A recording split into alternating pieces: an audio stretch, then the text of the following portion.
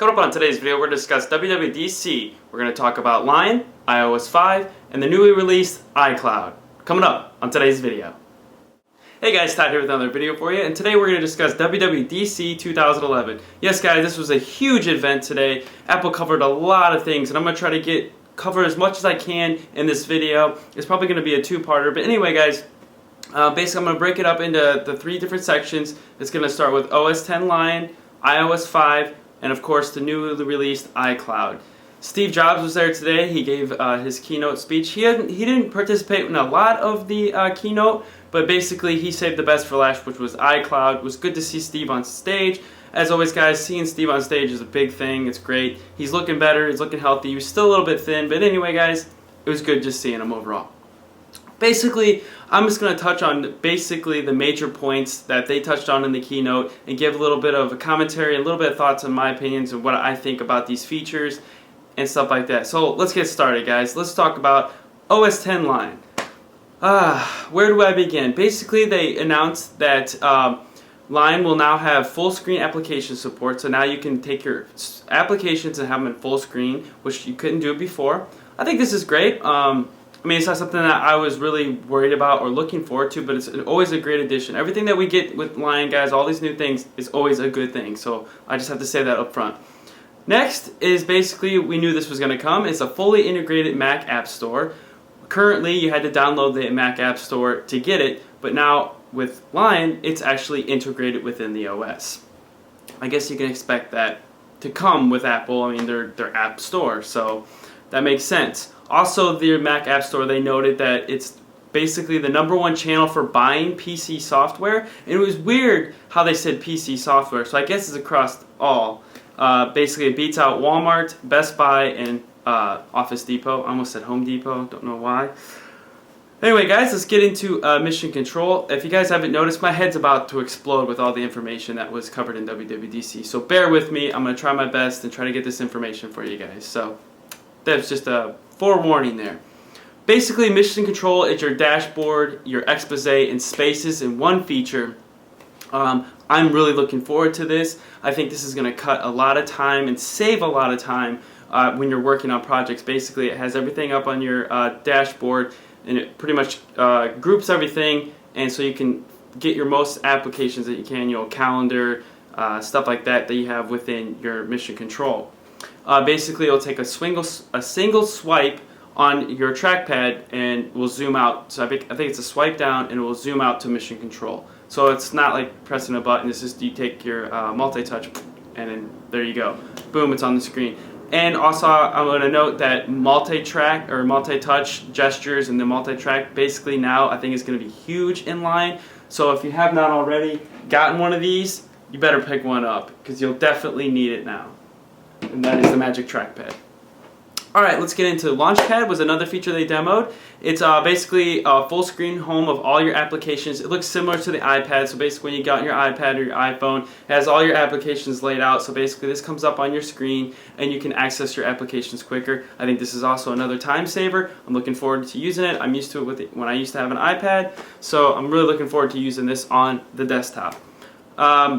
Next is Resume, basically autosave and versions. I'm going to group these all into one. Basically, with autosaves and versions, now Line will automatically save your documents and throw it to the cloud in basically different versions. So let's say if you're working on a text edit or a pages file on a document, it will basically autosave it and it will give versions. So if you close it, it will save your progress where you were and you reopen it, that's another version. I think this is great. And so now all those mistakes, anything that you're working on is basically going to be backed up into the cloud and save you time and frustrations of trying to always hit Command S to save your documents. I'm really looking forward to these three features. And next, let's go on to AirDrop. Basically, if you're a Dropbox user like I am, and I mentioned in a previous video, basically Apple has built this in within OS X Line. It's basically a wireless file sharing within your network. It's like a peer-to-peer network sharing, and basically you could just share your files. I mean, how simple can that get? So that's called AirDrop. Also, Apple released a newer version of Mail. This is definitely needed. I use Mail on a regular basis, and most of you guys that are on OS X probably use it as well, and know that it's an application that really needed to be updated. Basically, it will preview your messages now, so basically over in the left, when you have your new emails come in, it will give a little preview of what's inside your email. I think this is huge. I think this will save you time so you know what email messages you need to get to. It's just by previewing it. Also, it's search smart, so when you go up into search and you search for email message, if you don't know anybody's name or you don't know anything, you can put in the recipient's name. You can do subject line or keywords, and it will search for that and give you. It will basically search for those and give you the best things that it thinks is what you're searching for. So that's huge. I'm really looking forward to using Mail. Also, conversations. It will streamline the feeds of your messages. So basically, if you have an email coming from different people, it will streamline that and put it in. Basically, group it into categories and make it more easy for you to track what your conversations that you're having with people. I know this is huge.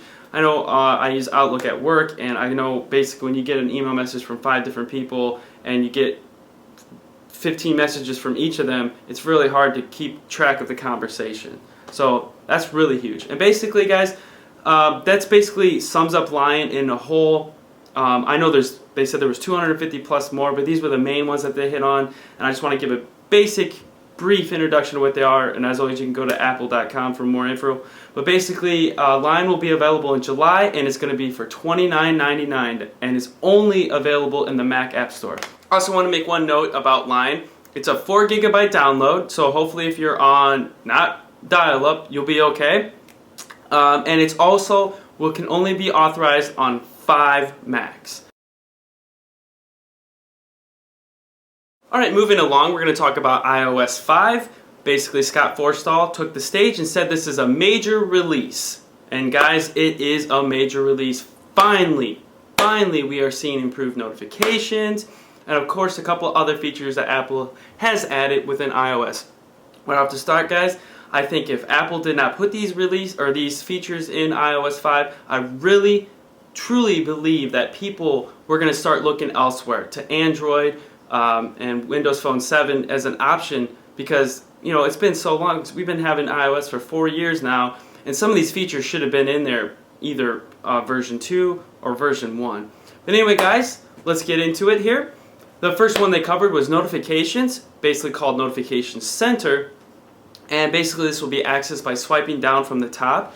And basically it will be all your alerts and all your notifications in one place, as well as now you'll be able to see your alerts within the lock screen. Yes, it will basically put all the alerts, like let's say if you have email messages, text messages, or any other notification that you can put on there, will now display in your lock screen.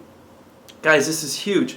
I think Apple was this is a lot of real estate that you could put a lot of cool things in here. I would wish we could see weather apps and stuff like that and widgets. Maybe we'll see that come in the future. But just having your notifications here on your lock screen when you push the button and they come to you so you can see what you want to see, your iCal, anything like that. That's huge, and I think that's a time saver, so you don't have to go in and put your passcode in. That's great. I'm so glad Apple put this in here, because this was really going to make me mad if they did not put this in here. I think they were forced to put this in there, because if they didn't, like I said before, a lot of people would have ditched iOS and the iPhone. I love the iPhone and I love iOS, so I'm glad they put that in there. Anyway, moving along, they have a new service now called iMessage. Basically, this is a messaging service within Apple. It's like a text messaging service that you could share with your iPad, your iPhone, iPod Touches, and you can send unlimited text messages via Wi-Fi or 3G to any one of those devices or your friends that have that device. And it's built into the Messages app, so you can share photos, videos, your location, as well as your contacts. So you can share these with your friends, and also they have group messaging, so you can get a bunch of people together and share all these things. So I think that's cool. Now I think maybe a lot of people might ditch their unlimited text plans and just use this. If most of their friends are on an iPad or iPhone or an iPod Touch now, you can get in contact with them. And as always, like sharing videos and stuff like that will make it a lot easier. So that's iMessage. Next we have Newsstand. Basically this is a magazine and newspaper app subscription, and basically when you purchase a new magazine or newspaper on your phone, it will basically put in the Newsstand folder, and anytime a new magazine's released or newspaper, it'll automatically download and send it right to your device, and you'll be notified. I think this is great. So now we have magazines and books and newspapers on your iPhone. So basically, guys, now what Apple's doing is pretty much cutting out physical media and how it's all going to be on your iPhone and your iPad. Also, they talked about reminders. This is new. Basically, it works with your iCal, and it takes everything that you have, like notifications. It will alert you. So, if let's say you're going to the grocery store to pick up milk, and you put in a location, or you put a reminder, and once you get close to the store, a notification will pop up on your phone saying, "Hey, you're near the grocery store. You need to pick up milk," and it will alert you, as well as other things. And basically, it will push it to all your other devices. So once you put one in, or if you change it in your calendar or something like that, it will automatically push to your iPad, your iPhone, your iPod Touch, or your Mac. So this is great. I think reminders is great. I know I need this sometimes when I'm doing things, and it's cool that it's location based. I guess that's a plus there. And as rumored, Twitter is finally integrated within iOS 5. I mean, I don't really need to go into much depth. Everybody knows what Twitter is. So basically, you can tweet directly from Safari, from your photos, your camera, YouTube, and Maps, and basically you can push it right to Twitter. This is great. Makes sense because I know me. I use Twitter on my phone a lot, and I know a lot of you guys probably do as well. So this just makes it even easier to share your followers all your contact. And as always, you can follow me up. It's twitter.com/ToddKEdwards. Yes, I know, same plug. But anyway. Then they talked about the camera. Alright, camera. If anybody uses their iPhone camera knows this is going to be huge. Now you can finally take photos from your lock screen. You don't have to put in your passcode and go into the thing. You can finally take them from the lock screen. And by doing this, you can take them from using the volume button here. And boom, you can take a picture. Ah, yes! You don't have to sit here and fiddle with your phone like this trying to figure if your damn fingers lined up for the camera thing. So that's great. Basically, you can edit photos directly on your iPhone now. You can crop, rotate, reduce red eye, and one-click enhancement. So this is great. Now basically they're making it even so much easier to edit your photos on the go. I guess a lot of those app developers that have those photo apps are going to see a lot of suffering here, but we'll see, hopefully not. Next, guys, is Safari. Basically, now you can tab browse within your iPhone. This is great. Also, they have Safari Reader. Basically, you can read all your articles without clutter. And also, you can set up reading lists now, which basically you can save a page if you're reading or anything like that, and save it for later, and you can access it. Oh, and this is another huge one now with iOS. It's PC free, guys. Now you can finally sync over the air. Ah, finally! Yes, it only took 5 versions to get it. So now all your things will automatically back up to iCloud and will be pushed to your devices, so anything you do will be automatically backed up. Yes, no more plugging it into the computer.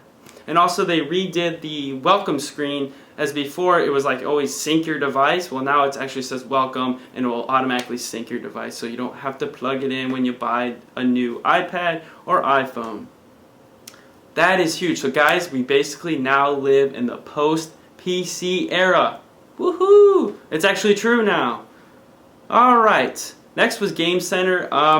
This isn't something I'm really worried about, but I was going to cover it just for some of the gamers out there and some people that might use this. Basically, you can see your friend score now, and your friends of your friends scores. Also, your friends can recommend things to you, and you can see your friends of friends recommendations.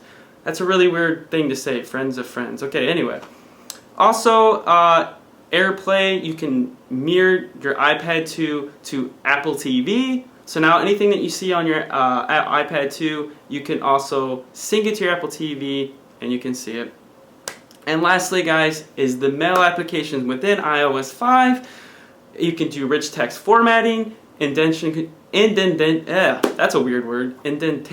control, draggable addresses. You can start flagging your messages within mail, and also you can search the entire contents of your messages. Woohoo! Finally! So guys, basically iOS will be shipping this fall. They didn't give a date, which is kind of weird.